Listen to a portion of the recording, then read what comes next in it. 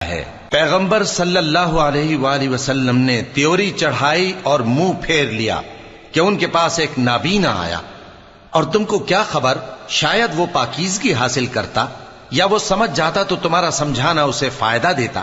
اب وہ جو پرواہ نہیں کرتا سو اس کی طرف تو تم توجہ کرتے ہو، حالانکہ اگر وہ نہ سنورے تو تم پر کچھ الزام نہیں۔ اور وہ جو تمہارے پاس دوڑتا ہوا آیا اور وہ اللہ سے ڈرتا بھی ہے تو اس سے تم بے رخی کرتے ہو۔ دیکھو یہ قرآن نصیحت ہے، پس جو چاہے اسے یاد رکھے، قابل ادب ورقوں میں لکھا ہوا، جو بلند مقام پر رکھے ہوئے اور پاک ہیں، ایسے لکھنے والوں کے ہاتھوں میں ہیں جو بلند مرتبہ اور نیکوکار ہیں۔